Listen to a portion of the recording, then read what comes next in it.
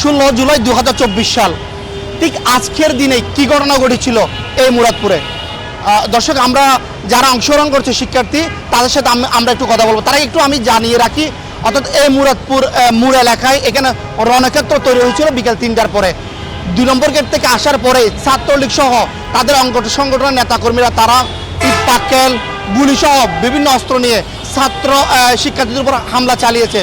অপর প্রান্তে শিক্ষার্থীরা মিছিলে তারা সামনের দিকে অগ্রসর হচ্ছে। 2 নম্বর গেট থেকে আসার পথেই ছাত্রলীগরা অস্ত্র দিয়ে শিক্ষার্থীর উপর হামলা চালিয়েছে। আমরা এই মুহূর্তে অবস্থান করছি চট্টগ্রাম নগরের মুরাদপুরে, যে জায়গায় শিক্ষার্থীরা আন্দোলন করেছিল।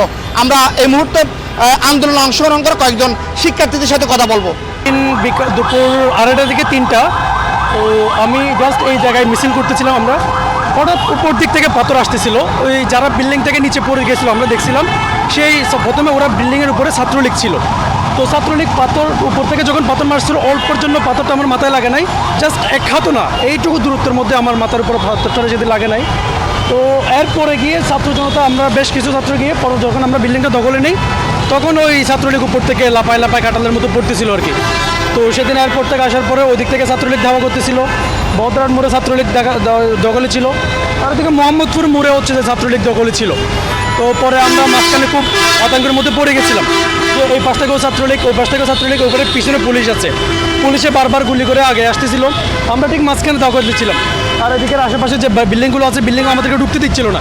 যখন পুলিশে গুলি করতেছে সামনের দিক থেকে, তখন আসলে আমরা নিরুপায় ছিলাম। তো পরে বদরাটের দিক থেকে আমরা দখল করে বদরাটের দিকে চলে যাই। পরে বদরাটে অনেকক্ষণ গোলাগুলি হয়েছিল। সেদিন আমার একজন ভাই জায়গা আমার চোখের সামনে মারা গেছিলেন।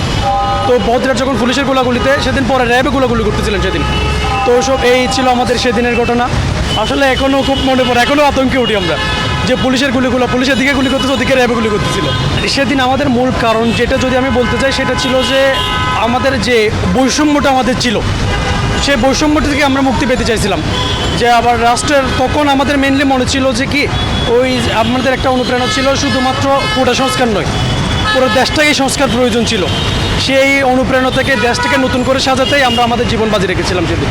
আসলে আমরা জানি গত বছরে এই দিনে, আজকে 16 জুলাই বীর চট্টল একটা নতুনভাবে ইতিহাস লেখা হয়েছিল। ওই দিনে আমাদের ওয়াসিম ভাই, আমাদের শান্ত ভাই শহীদ হয়। আমাদের মূলত অবস্থানটা ছিল আপনার বিবিরহাট যাওয়ার এই রাস্তার মধ্যে আমার বোনরা অবস্থান করতেছিল। আমাদের কেন্দ্রীয় সমন্বয়ক বর্তমান আপনার এনসিপির যে নিয়ে আসে আমাদের রাসেল আহমেদ ভাই, উনি এখানে তারা আমাদেরকে বক্তব্য দিচ্ছিলেন, এবং আমরা এখানে অবস্থান আমাদের ছড়ানো ছিটানো ছিল। তো আমাদের এখানে যে অবস্থানটা ছিল, এটা ছিল একদম বিভীষিকাময় একটা অবস্থা। কারণ আমাদের থেকে 20 থেকে 30 হাত দূরে ছিল ছাত্রলীগ, তারা অনবরত গুলি ছুড়ে যাচ্ছিল। আমাদের এখানে ঠিক জনতা ব্যাংক আপনি দেখতে পাবেন, জনতা ব্যাংকের সামনে আমাদের ওয়াসিম ভাই শহীদ হয়, এবং শান্ত ভাই এখানে গুলি খাওয়ার পরে তাকে এদিক দিয়ে নিয়ে যাওয়া হয়, এবং আমাদের বোনরা সেই সময় এখানে স্লোগান দিচ্ছিল। আর আমি যখন আমার অবস্থান যেটা ছিল, আপনারা দেখতে পাবেন ওই যে আপনার যাত্রী ছাউনি, ওখানে আমি গুলি খাই। ওখানে গুলি খাওয়ার পর আমি পড়ে যাই। তখন আমাকে এখানে নিয়ে আসা হয়। নিয়ে আসার পরে আমার বোনরা আমাকে মাথায় পানি দিয়ে, বিভিন্ন স্যালাইন দিয়ে আমাকে এখানে শোয়ায় রাখে। মানে ওই দিনের পরিস্থিতিটা এমন ছিল যে ওই দিনে মনে হয় স্বৈরাচার হাসিনার পতনে এই বীর চট্টলা থেকে লেখা হয়েছিল।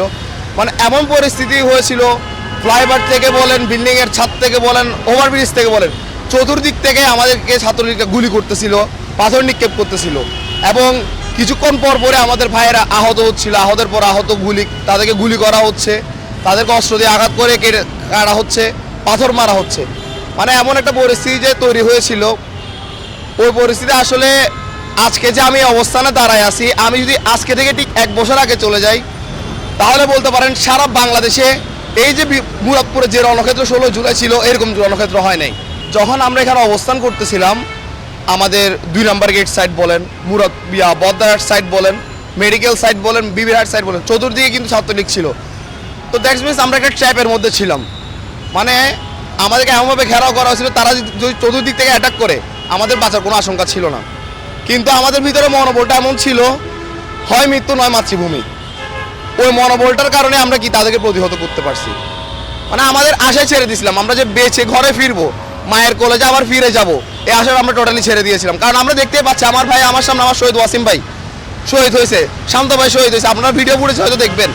যে কি শান্ত ভাইকে কি কোথায় মারা হয়েছে এবং ওয়াসিম ভাইকে কোথায় মারা হয়েছে আমরা ভিডিও ফুটেজ, যে জায়গায় আমাদের দুজন ভাই শহীদ হয়েছে ওই জায়গায় আমরা কীভাবে বেঁচে থাকার মানে কি মনের মধ্যে একটা চিন্তা ভাবনা নিয়ে থাকি। ওই জায়গায় আমরা আশা ছেড়ে দিয়েছিলাম আমরা হয়তো বাঁচবো না, এখানে হয়তো আমাদের শেষ, হয় এখান থেকে বিজয় নিয়ে যাব, নয় এখানে শহীদ হয়ে যাব।